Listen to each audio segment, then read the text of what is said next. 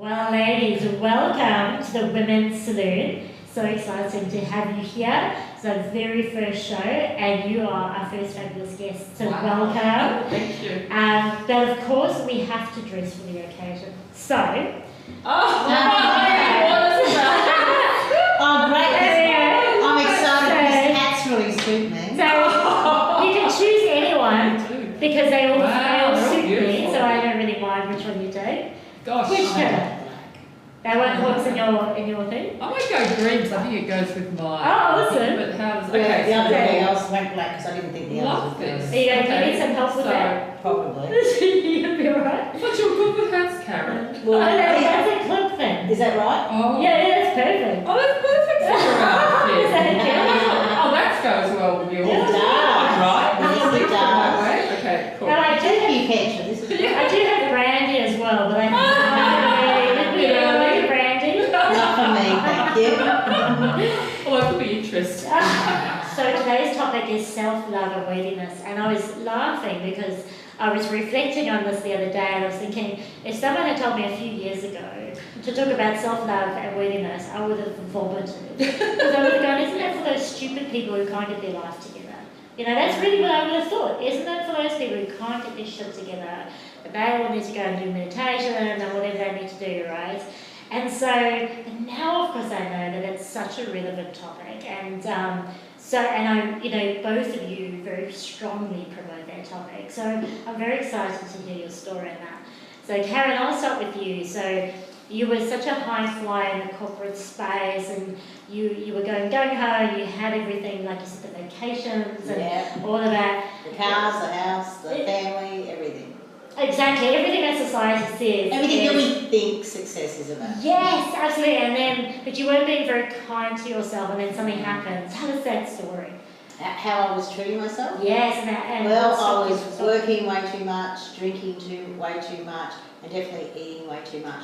And I certainly didn't love myself at all. And then on Sunday the 10th of July, my husband and I woke up thinking we were going to have a very lazy day at home.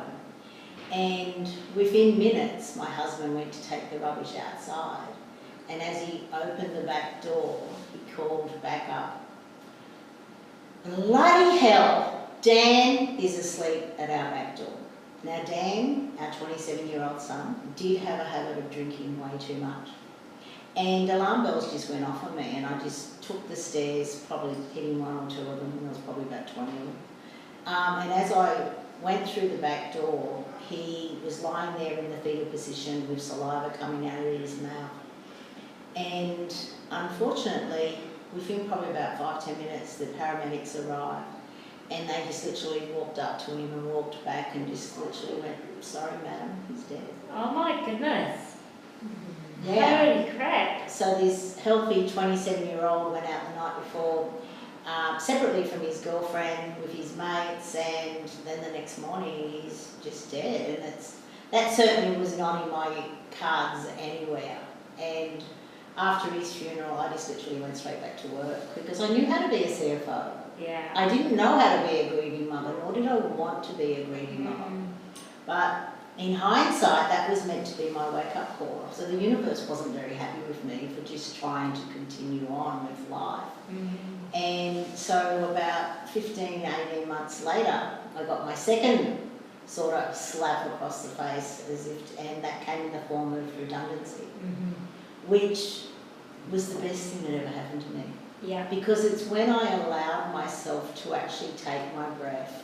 You know that conscious loving breath where you breathe deep into your belly and you slowly release all that dark energy, and then you slowly breathe love into yourself, and you just slowly get rid of all this crap. I'm not familiar with that breath. I think I just read it. I'm like, that sounds so amazing. And I call it a conscious loving breath because we don't do that. And it was then that I really got and I started on this journey that I actually call the journey to becoming your own best friend. Yeah. Where self-love is the most important thing that you can actually give to yourself. And we were all brought up, like I'm a lot older than you two ladies, and we were brought up in the generation, even you were, if you love yourself, you're selfish. You're vain, you're this, you're that. How dare you put yourself first above everyone else, especially females. Yes. Mm-hmm. And so it was very much, no. And I was like 54, 55 when this awareness came to me, which was, you are the only person you are going to spend your entire life with. So why are you putting yourself last? Yes. Why are you giving up on your dreams? And through this journey, which has been about 7 years now, nearly 8 years, I have come to realise that the more, the old, the aeroplane, put your own oxygen mask on first before you assist others, it's a daily requirement.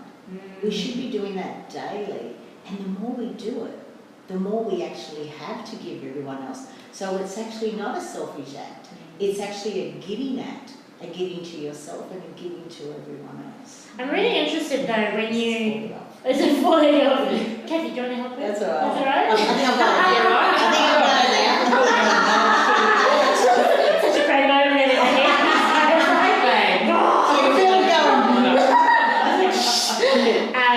I'm really interested in that because, as achievers and businesswomen, we have such a strong identity associated with accomplishing stuff. Yes. Yeah. How was that for you then when you stepped away from that very prominent position of power, of influence, of money to start your own thing? How was that for you? It was not easy. One day I'm a CFO with a master's degree behind me, a CPA accreditation behind me. The next day I'm a woman's expert, and I'm like, sure, I had 55 years experience as a woman, and I knew certainly what not to do, and it has taken me a while, and but everything that has come to me, I very quickly realised was actually a blessing, because you learn so much more from these perceived negatives than you ever will. And I have to tell you, I have Dan travelling with me. Yeah. He is my guide. All of my books, everything I have written, everything that has come through Dan. Yeah. And even to the fact that he's a co-author of this book. Amazing. Yeah, Is his name on it? yeah, his name, he's in the back with the photos. There's the photo of Dan as a co-author. And his just whole guidance has come to me, and even to the point that he's guided me to stop drinking. Amazing, right? And for 13 weeks, I have not had any alcoholic drink. Amazing. And I know for all of 2019, I will not have any alcohol. So it's not tough to use the brain but I won't have any today. So what happened with Dan? Did he overdose? What was the going No, he didn't overdose. So what actually happened was he had drunk way too much. And I thought he just came home and it all shook up and it was just too much for him. But actually what happened was his lungs were so bad. 2 years previously he'd been in Scotland and he had spent a week in hospital with pneumonia. And they said at the autopsy the next day that if he had smoked full on for say 10, 12 years, which he didn't, he couldn't have done a quarter of the damage. Wow. So his lungs are what failed him. Wow. But do you want me to, can I freak you out a little I bit? don't know, you're ready. Kathy's heard all this. Kathy and I are just so great friends. And that's one thing about the journey. I mean, I've had these amazing friends coming into my life. And Kathy is certainly one of them. And so what happened was I had a three-way conversation with Dan, probably 2014. So 3 years after he passed, 3 years after he passed. And he actually told me that when he was passing, my husband and I, his dad, we travelled from our bed up in the house, we Austral travelled and we helped him pass. Oh, wow. Now, I didn't know we did that. How cool is that? How do you know? Yeah, you got shivers. Yeah. See, she's got shivers, which is God's truth. Wow. When you get the shivers. Oh, God's truth, right? Yeah, it's God's truth when you get shivers. And I was like, oh my God, we were asleep in our bed and he was dying and we didn't even know. But when he said that, I went, I feel so much better now. And I know that he had to pass in order for me to wake up, in order for me to do what I'm doing now. Wow. Yeah. That's some wake-up call, man. It is a wake-up call. But do you know what? It's through people dying around you, you actually learn to live. Mm-hmm. And we don't realise that. Like, I was not living. I was in my Groundhog Day days. Yes. Just doing the same thing over and over. And I thought I was living. I thought I was being successful. But no. Not with the awareness and the amazing gifts that I have been given. I just love it. So cool, man. Thank you. I love that. You radiate Thank as well. you. She really likes She it, does. right? She's not putting that And the radiation is because I'm finally on task. I'm finally on purpose. And I know that I am here to assist people to have a great relationship with death. Their own death and also everyone else's death. Because talking about them is celebrating them. And so many people think grieving is suffering. No! Grieving is celebrating. Exactly. Like, I don't want to die and everyone be sad. I know, Yes. ever. And so, Kathy, you have a bit of a different She's got an career amazing path. story too. So tell me more about your journey through to self-love and worthiness. Yeah, well, I mean, similar in one respect to Karen with, you know, when you're a type A achiever, right? And so you spend all your life doing, okay? Because you think that that's how your whole worthiness is based on that. You think that it's so much easier to do that than to really look at your own life and go, you know, who am I? What do I really want to feel today? As opposed to, this is what I need to be doing.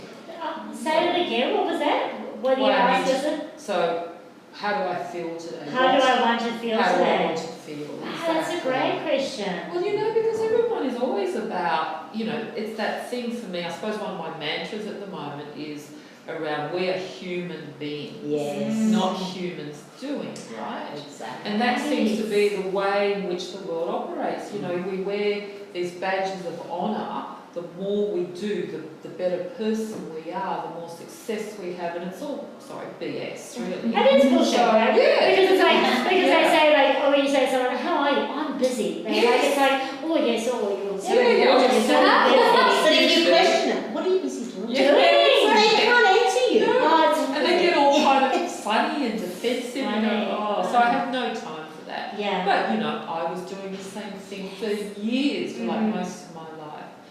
So I was hiding behind this wall of doing, successful business person, you know, ran my own businesses, ran my own show, but my personal life was suffering. You know, so I wasn't sleeping, I was, you know, I got to a point of adrenal fatigue. I've heard of that. What's adrenal fatigue? That's come up the second time. So your adrenals are what supports you with your autonomic nervous system. Okay. So the adrenals actually help you to go into fight or flight or into rest and restore. Yeah. And we require both. So if they're not working properly, you will be either one or the other. So and most of us are stuck in the fight or flight. And we can't go into that rest and restore, which is what Kathy was just saying. Right. Now, isn't this amazing? I know this. I'm an accountant. And I know all these and I just love all that. I actually, all the things I know, like I just love biochemistry now. Well, and I'm like, seriously, why didn't we know this at school? That we had all of this inside of us that we need. And I'm sorry, Kathy, I'm over. That's great. She gives a much better explanation. Yeah, but it's just so good for us to understand. It's like we have everything in our body to thrive and to, you know, be healthy. And it's like, why didn't they at school say, this is biochemistry, listen to this, because this is how you will thrive in the world. But what do we all do? I hate chemistry. Oh, because at school when I taught to thrive, and school was taught to follow rules. Check the boxes. And you achieve when you get an A. Exactly. That's not keeping you all in survival, not thrive. Exactly. That's why we are. That's right. Continue. So where was I? So that's what my life was, and then the way that I suppose transposed into other areas of my life were 2 failed marriages. You know, I badly wanted to have a family. I kept miscarrying because one, my well-being had suffered, and 2, I left my run to too late, chasing that proverbial career, success. And so by the time I met my partner and could actually try to have children, my biological clock had ticked away. Okay. So anyway, so I went through, you know, I had this design firm that was very successful, and then I was able to retire at 42. So then, you know, so then that's when I started to really look after my well-being. It was kind of when I started to really grow up and go, okay, well, who am I now? Because I no longer have work to define me. So what do I want to be? What do I want to do? And it was quite confronting, really. How was it confronting? Because everything that I had known to be was no longer there. Right? And it was like, well, okay, I've no longer got work. My friends are all busy working, Yes. like I was. So what do I do with my life, you know? Yes. And I didn't even know what I liked. Do you know what I mean? Because I was so busy all the time, doing everything that my family said I should do, that society said I should do. You know, the conditioning was just so incredibly strong. I love that word, that conditioning was so strong. And when we're just talking about death, you know, I think last time I spoke to Karen, like, there was a death of a previous life that you know, but now what? Like, what's the new life? Well, this is right. And it's so easy, you know, to live in fear, to then go, oh my God, I now have all these opportunities open to me, and I can come from a totally different space. So that was overwhelming and, in fact, a little terrifying. Well, no, actually, if I'm honest, quite terrifying. Yeah, of course. You know. So, but anyway, so I then started to do, I'd already started a personal development journey way back. What prompted you to start a personal development journey? Because I was always searching. My whole search in life has been peace and love. That has been my whole search when I think about what undermined everything that I did. Yeah. I actually think everyone has that search. I think so it's too. It's like a holy grail. Yeah, I really think everyone you. does, but they get kind of distracted or, you know, blinded by other things. Shining objects. Shining objects. Oh yeah, I was the biggest FOMO. Me too. I'm so FOMO. Exactly. That's right. I'm looking at your thing. But you know, that's why I bought 3 that I really like. And I'm like, why I did exactly. Yeah, and so, you know, so that, and I was always like seeking particularly peace outside of myself. And so then I had to learn, though, everything is within. So I had to go really within, and I'm a real extrovert. I love people. I haven't noticed that. No, that's right. Kathy and I actually both Geminis. Our birthdays are 1 day apart. So you can be more extrovert than Geminis anyway. And so, you know, I had to learn to go within, and all the answers were within. But that's also a scary thing, to be able to look at yourself and be really honest about that. Yeah. Anyway, especially when you've drifted so far apart from who you really are. Yeah. Which is what I certainly found. You know who you are. Yeah, and that's right. I don't even like who you are. Yes. And it was funny because I was just sharing before, you know, I turned 40 a couple of years ago, and I was reflecting on my life, and I was also going, man, I don't like this life I've created for myself. But I didn't use that terminology. I was like, shit, man, I hate life. And then now I realize I created that, and taking that ownership and going, actually, that's me. That's a reflection of who I am. If I don't like that, then I need to change me. And it's that constant like yo-yoing, you know, between, oh, you know, life's so tough, and to actually, no, come within, sort out what you need to sort out, and then move on, right? And it is, because it's full ownership. It is full ownership, but it's so empowering, right? It's empowering and scary at the same time. Exactly. No one to blame, damn it. No one to blame, no more hiding. Getting out of there, that blame game. Yeah. It keeps you down. Yes. Because it's easy to blame everyone else. Exactly. Whereas when you realise, as you just said, that you are creating everything in your life, even this friend or this person yelling at you, you've created it. Yes. Learning that lesson is a really tough one. Yes. But once you do, it's like, okay, why did I create this? What do I need to heal? Where do I need to go? and it's really quickly moves you forward, It doesn't does, it? yeah. Once you make that That- admission to yourself. But it's that whole, I mean, women tend to have this imposter syndrome. Oh, I totally. think much Men more do than... too. They do too, but Yeah, I not don't as know, much. I don't you agree. think women have it much A more? lot more. I think Seems so. to be much Yeah. more I prevalent. saw Tracy Spicer speak, and she Yeah. said she had the biggest imposter syndrome. And you sort of go, wow. It's Yeah. crazy. Yeah. And I wonder, because I'm careful with things like this. I feel the imposter syndrome is real. I'm also really conscious, though, that we don't sprout things that we don't know about. And I'll give you a perfect example. Around everywhere, you get this, if women can do 70% of the job, they won't apply for it. But if men can do 50%, he will. And I said, well, one, how do you know that? Two, what's the study pool? But then it's almost like giving ourselves an excuse not to step out, Yeah. not to seek what's within, and because because the study says, but subconsciously, I'm sure that happens. The study says I don't have confidence as a woman, so it's okay if I don't put myself forward. So I'm really careful with those kind of things because I think, and I do believe a lot of these things are put into society to keep us small, and we run with those things. And until we sit quietly and go, well, is that really true for me? Yes, you're right. Yeah. Then, so I think we need to be very conscious about Yes. what we actually sprout out of our And it's mouth. our Yes. The Yes. the first thing I do when I work with people is let's get at your beliefs. Yes. And let's actually do a belief exercise, which is Mhm. let's find examples of where it's true and let's find examples of where it's not. Yes. And you'll find just as many for both. Mm. So then you go, is this belief serving me? And you'll find it's not, so, Amazing. and create another one. Yeah. So what I find really interesting, I don't like cooking. So I Meetings. Oh, we're not going to go round. But the one time I decided I'll cook a meal, so I printed the recipe, and there was polenta on the recipe. Never heard of polenta before, so off I go to the shops. And I said, hey, can you show me polenta? And the dude said, I'll go to aisle 3 or whatever. And I was walking down aisle 3, and I was looking, but I don't know what I'm looking for. I don't know what polenta is, right?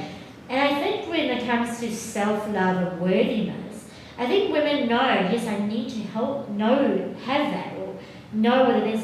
They don't know. So I've got a little guest. Oh, okay, more surprise. Zorbelina over here. Zorbelina. Zorbelina. Zorbelina. So this is Zorbelina. Hello. And Is Sorbelina a dragon? I just call it an alien for I think It's very cute. whatever you'd like to do. Okay. So what I'd love us to do is tell Zorbelina what to look for where in self-love. Zorbelina comes from Zorbia. Yeah. Oh, of course, yes. Like, the only thing about Zorbelina is she doesn't understand third person.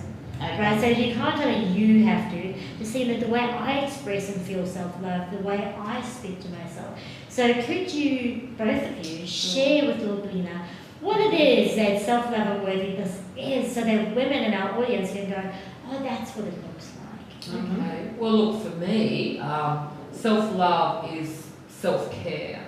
Yeah. So, Zorbelina, please. yes. So, it's really important that I care for myself, and with that, it's from my eating, from taking time to nap, even doing all the things that I really want to do first, even when there's so many competing schedules or what have you. It's always about how do I feel about this versus a leader, and then You doing taking that. notes? Yeah, are you taking notes? Are you listening? You don't look like you're listening there. Anyway, so yeah, that's very important to me. The self-care and the self-nurture is really, really important, and that to me is the basis of self-love. And I don't really know how else to explain, but that's pretty much it for me. Wonderful, Yeah. thank you. Yes. Okay. So, as I said, I was eating way too much in my CFO role. So, being conscious of what I eat and how much I eat is very important to me. And I love my green juice every morning. So that is the first thing. But it's also the way It's also about setting boundaries and actually letting people know that no, this is not good enough.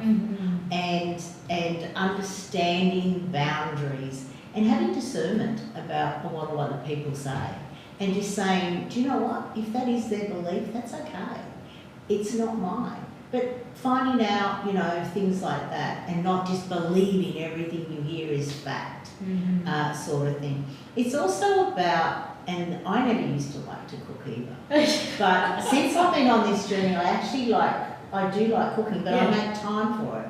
And I always add this little special ingredient, which... it's not marijuana, is it? No, it's better than marijuana. It's actually a 4-letter word. Love. What is it? Love. Love. So when you're consciously putting it together and infusing it with love, it always tastes better. And understanding that. So it is about that, but it's also, self-love is also about scheduling.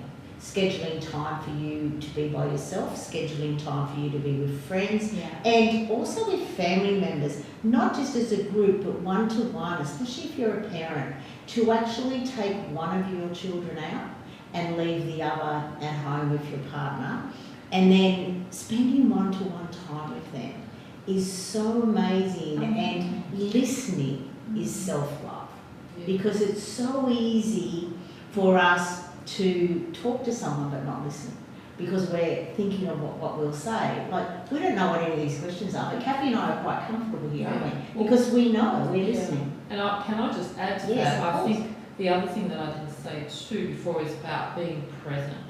Yes. And really being in the moment.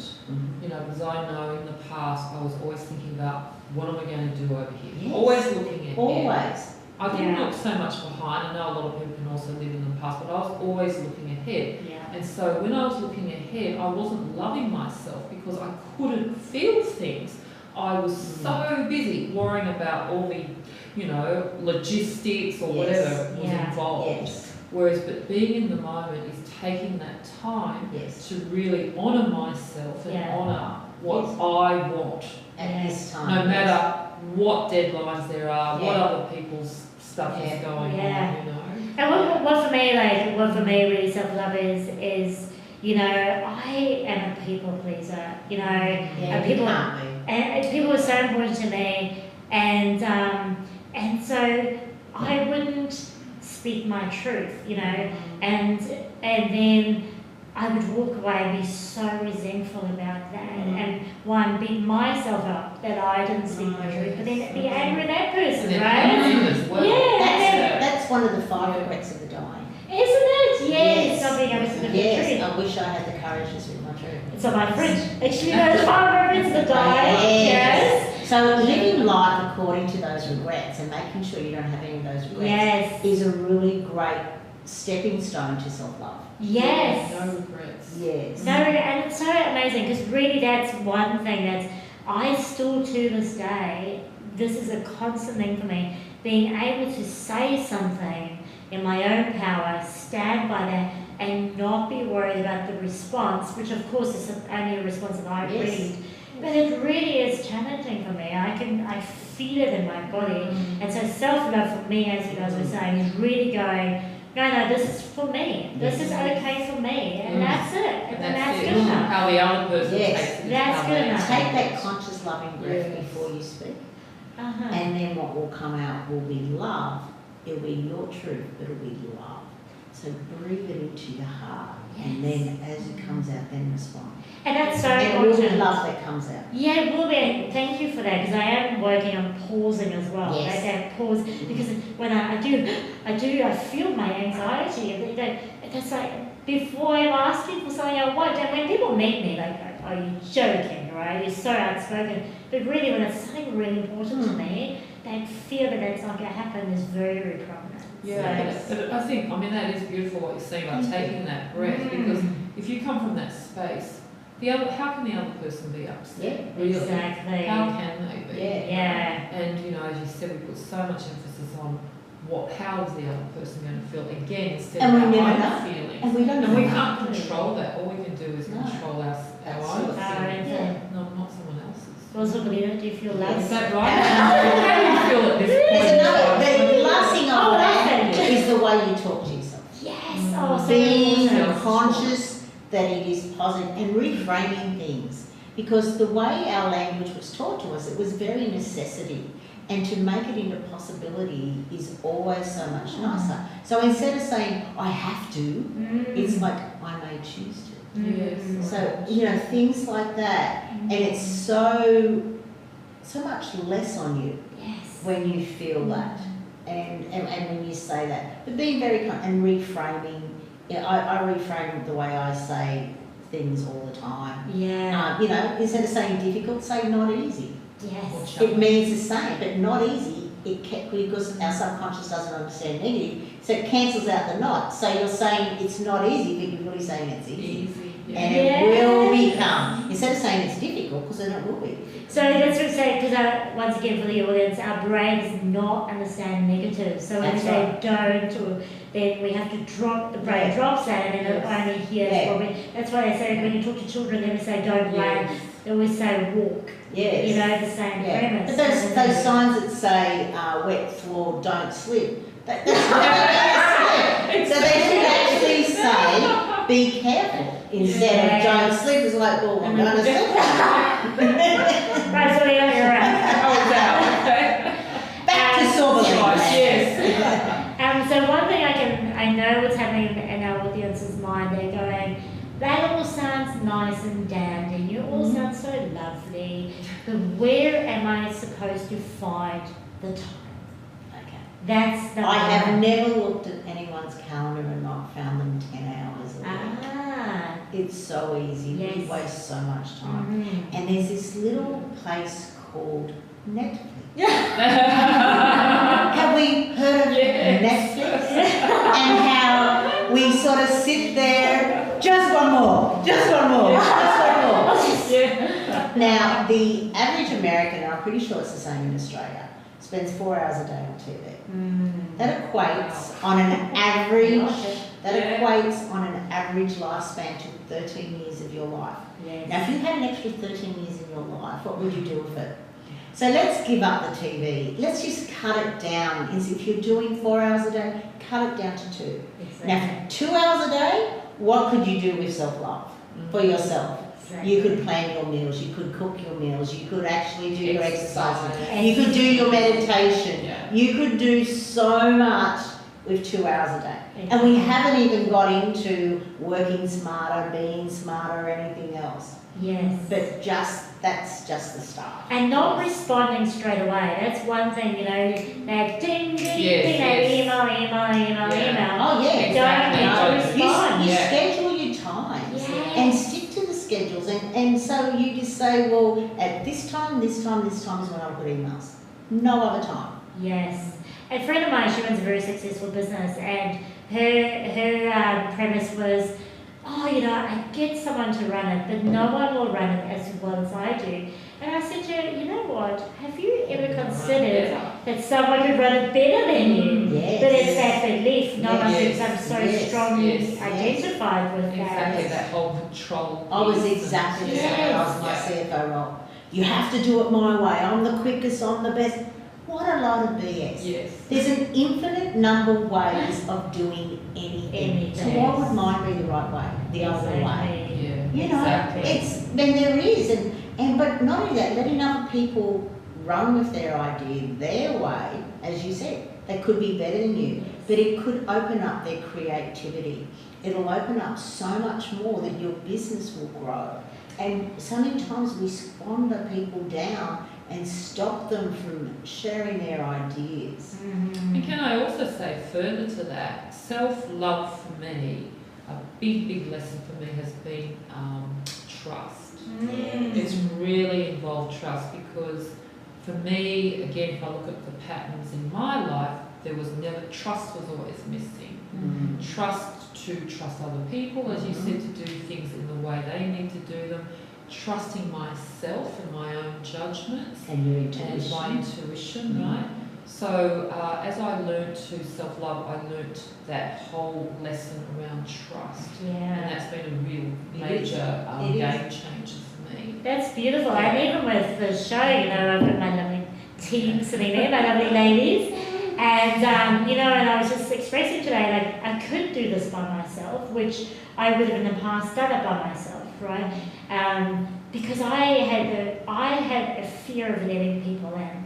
Once again, of articulating what I wanted, yeah? So what happens if I let someone on board and they say something that I don't want? Will I be comfortable enough to go, no, that's not how I want it? You know, with the fear of them leaving. So it was really interesting. And this time I thought, you know, this is crazy, Petra. Exactly like you guys were saying. So many diversity, ideas, you know, different ways of doing things. And I don't need to do it on my own. I don't need to burn myself out. I can trust people to come in and help me and so willingly do so. You know, it's just about opening myself up. And that's the challenge I once again face all the time. But good on you for taking those steps. Exactly. Yeah, you know. Because so many people would live with that fear. Yeah. So good on you. It's crazy that it's a fear. It is, isn't it? So But there's so much stupid. freedom when you give that stuff up. Yeah. And that's how I found the peace. The more I let go, because I trusted and, you know, put up boundaries, as you said, Karen, then life just becomes like so smooth and easy. You can just roll with it. And also the other part too that we haven't touched upon is really, you know, tuning into your feminism. Yes. Because it was like so masculine, you know, get stuff done, push, push. Instead of acknowledging what the feminine energy brings to the world, you know. And so that was, again, that need to love myself, to trust all of that, to tap in, to nurture, to tap into that side of my being. And we do require both. But of course. Yeah, now a lot of people, because I was very masculine and then I went too feminine, you need both. But being comfortable in the fact you need both. And men and women both need both. Not just women. Yeah. And because you think about it, all the great men leaders of the world, they were tapped into their feminine. Absolutely. And they were the ones that everyone just went, I want to follow them. Yes. Yeah. So true, and I think feminine, once again, is misconstrued sometimes. That you think you have to be a pretty young woman or a woman, so your makeup done. Exactly. You know, Perfect princess. Perfect princess. Now, it's not. It's being creative. It's being in touch with your emotions. Yes. It's, you know, just being present. Being right? comfortable That's being a right. female. Yes, being nurturing, absolutely. And that, I think that really is a totally different topic, but once again, that comes back to sexuality and how we are taught as women, don't be sexual, don't be flirtatious, don't be that. But if you look at someone from Europe, totally different upbringing. Totally different. They're out there with that, aren't they? Exactly, they have real comfortability in themselves and who they are. But we're told to sit quietly, don't be expose. demure, That's right. blend into the wall. Blend the wall, right? Not too much cleavage. Exactly. But then be out there, but don't be out there. Yes. So confusing. So this such great conversation. Thank you. Such great conversation. We have these conversations. Yeah, every time, that's Kathy. That's right. I love what Petra's, you know. Yeah. I love that.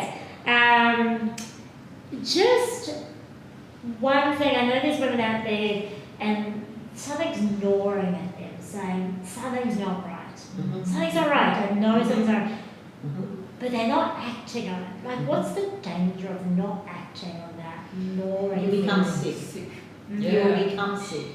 I like to say that I had this constant drum beating inside of me. Surely there must be an easier way to succeed at this level. Surely there must be an easier way to succeed. There must be. And I was totally ignoring it. And of course, you know, I was overweight. I was heading towards a major illness, stroke, heart attack, type 2 diabetes, possibly even death. And that's what happens, is you will become sick. And you can drift away from who you are for a little while, but eventually it won't work. Something will happen, your relationship will break down, you'll lose your job, you'll become sick, the Grim Reaper will come. There is always something going to happen to go, wake up, get back on track. And that's the biggest problem with not listening to your inner self. Because we all know how to live our life. We all know how to thrive. But we're too busy listening to other people. Yes. And not trusting our own intuition. And like, I never watch the news. No. Yeah, not me either. I haven't in years. No. Because it's all about keeping you controlled, keeping you fat, keeping you broke. It's constantly bringing you down. There is very little positivity in the news. And that's where most people get all their information from. Yes. And no wonder they're all living in fear. Of course. Yeah, and the anxiety, you know, that's out there, the diseases, as you said, the depression, the suicides, all of that stuff. Yeah. Did you have a gnawing feeling? You said you were always looking for something. Exactly what, you know, Karen was saying. I just knew it wasn't right. It didn't sit with me to see so many people, you know, depressed, lonely, unhappy, yet they had everything. And I was like, why is this? Because, you know, I've done a lot of travelling to India with my previous business, and I saw people in poverty, in slums, who had nothing. And they were happy. Yeah, they were happy, they were connected as communities, so much love. And then I was thinking, but Western, you know, who's actually more successful here? Is it the people in the Western world or the people over here? I mean, you know, that was always begging the question for me. And, you know, and now coming back from this big trip that I just did last year, again, every community I saw, I travelled to 12 different countries in Europe, and then I went to Nepal and India as well, and I saw it time and time over again, where, you know, people were all wanting the same thing. That didn't matter what demographic they came from, what race, you know, they were, everyone was wanting that love, that peace, that happiness. Amazing. Because we're all human We're all human beings. Yeah. No matter what we look like, no matter our culture. So of course we all want the same thing. And what's really interesting to me, because I went to work in an orphanage in Nepal last year too, and I trekked to Everest, and I remember, you know, raising money here, and people said, oh, they have nothing. And I remember reflecting on that, going, really, do they have nothing? So what are you classifying as something? Do you like all the material stuff? Yes, if you're looking at that, then maybe then they have nothing, but that's not having nothing. They have something so much They greater. have community, they have great relationships. Yeah. And they have self-care. Self-care. Yes, sense of they do self. have that. Yes, Which is what it's a self-love balance is about. as well, I think, though. You know, I don't think, you know, there's nothing wrong with having the pleasures of life, but not as a substitute for your internal. Yes, for your own self. That reminds me back to Steve Jobs. Now, most people would turn around and go, Steve Jobs' success. Yes. He died of pancreatic cancer at 56 or 57. Pancreatic cancer is actually is energetically connected to the heart. And I read this thing that he wrote when he knew he was dying, and he actually said, I did it wrong. I did it wrong. I didn't have the relationships. I accumulated all these things. But he says, you can only drive one car at a time. You can only live in one house at a time. And he says, and I got it wrong. Wow. Now, one of the most successful people in the world, and just the fact it was pancreatic cancer. His heart was broken. Amazing. It is. Amazing. It's really interesting when you go into the energy, and I always love Louise Hayes. Oh, You can feel your life. Yes. And whenever I get any niggle or whatever, I always look up the meaning of it and you go, yeah, that's right. And you look up pancreatic cancer and it's the heart. And it's really interesting. So just to finish off, we're having such great discussions. Two things. First of all, you know, this is a show of practical wisdom for women to live their red hot truth. I wonder what one to both of you can give the women out there to start their journey on self-love and worthiness. My advice would be to look after yourself first. To always question, is this moving me closer to my goals if I say yes to this? Right? And really realise that when you're saying yes to someone else, you may be saying no to yourself. So start saying yes to yourself. Beautiful. Yeah, that's gorgeous. Thank you. Well, mine would be very similar too, you know, just trust how you feel about things. Don't use your head continuously, really tune into this part. And, you know, and and be honest with yourself, you know, really be honest, take a hard look and say, do I really want this? Is it, as you said, moving me forward or moving me away from where I want to be? You know, the trouble is a lot of people don't even know what it is for them, right? Yeah. And there's a lot of pressure around that. Well, that's fine. You will get there by just starting to be honest with yourself. Yes. And, you know, and saying no, as you said, more often. Because through that process, you will then work out where you want to be and be in the moment. The wannabe is out there somewhere still, so don't even focus on that. Just focus on how you feel at the moment in everything that you do. It's really the way that But make sure that wannabe is your wannabe, not someone Oh else's. yeah, exactly. Yours and not what society tells you, what your Yeah. family tells your partner, whatever it is, you know. Amazing. Yeah. Such great tips. So before we go to the last question, I see Karen's brought all her beautiful books. Oh, yeah. So we want to know, just tell us more about, you know, what's happening for you now, Oh, okay. and how we can support you, both of you. Oh, thank you. So, well, now I'm all about Live Love by Design. Wonderful. Apart from the book, I've got the online programs, and it's all about people creating their new normal. So whether they've had a loss in their life, so it is really beyond loss and creating their new normal. And a loss could be a loss of a loved one, you know, a death of a child, could even be a partnership, business partnership, or personal partnership, could be your job. And it's all about you just sitting back and going, you know what? It's time, I'm not going to be the same after this. So let's create something else, and that's what Live Love by Design about. This is obviously my little book about, at this stage I think it was a 4-year journey since Dan's passing, which I just totally love. It's now nearly 8 years. And these are my gratitude journals, my Elements Collection gratitude journal. So you can see there's air, there's earth, there's water, and there is fire. And they literally are 99 days of gratitude, which, oh, isn't it funny, I opened at that page.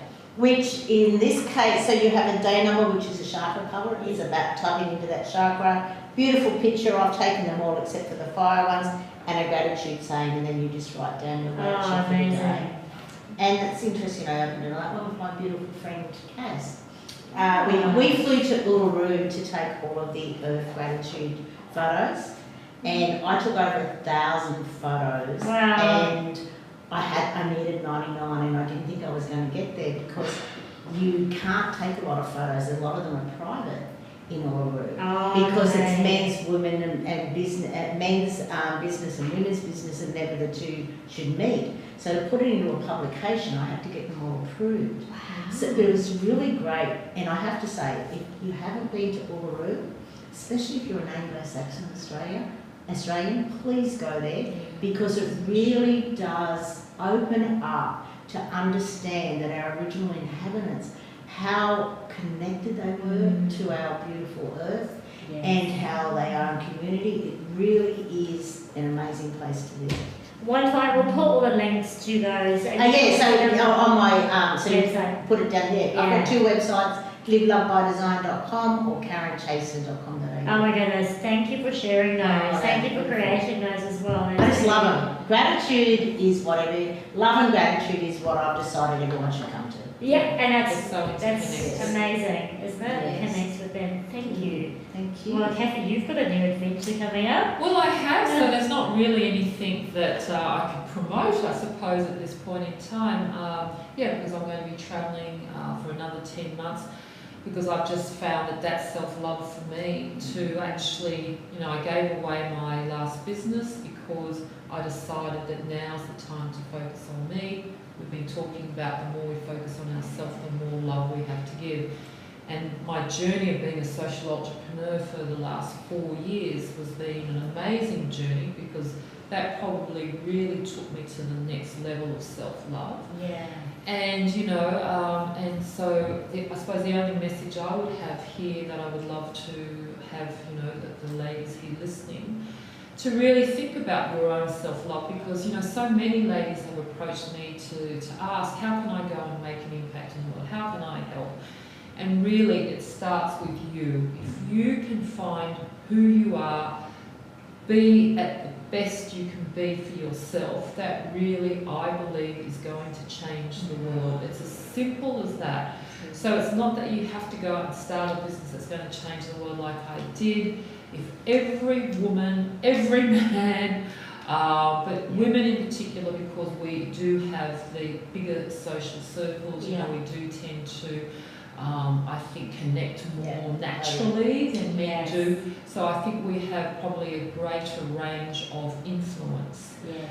So, you know, and then we are, you know, mothers, and so have a huge impact on children. Yes. So if every woman could just do that and have these conversations with other women and share really honestly, then I think that's going to make a massive difference to the world. That's beautiful and so true. Yeah. Be the example you want for the world. Yes, that's beautiful. Yeah. Well, I was going to say, what's your red hot truth? But you've both shared the words right out.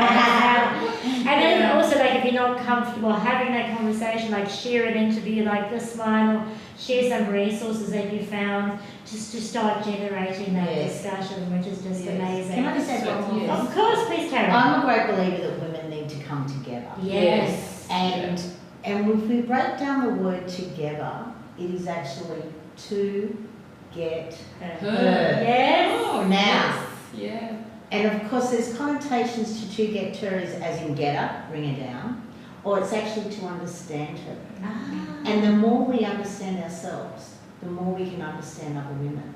And the more we are comfortable within ourselves, the more we can help elevate women. So if you're going to do it for yourself, do it for other women as well. Yes. And it's not about us taking over from the men, it's about us being equal with the men.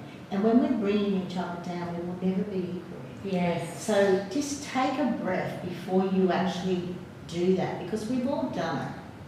Okay? We're all honest with ourselves, we've all brought other women down. So let's come together, get each other, understand each other, because we've never walked in anyone else's shoes. Yes. So take a moment to actually ask the questions to understand each other. And that's why Kathy and I become because we've had many questions with other each other. That's so great. Thank you for sharing that last one. Well, ladies, so much fun.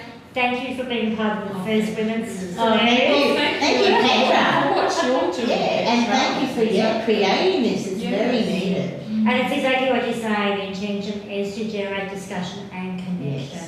Massively important. Doing it in isolation is hard and it's almost impossible. We're not meant to be on this planet. No. We're community. Yeah. The purpose of my mantra for that is the purpose of life is to work together. That is my mantra on that one. So we can talk forever on this. So Felicia, thank you so much. We'll definitely put all the links on that. Best of luck to both of you. Keep doing your amazing work. Thank you. Yeah, thank you, Petra. Bye.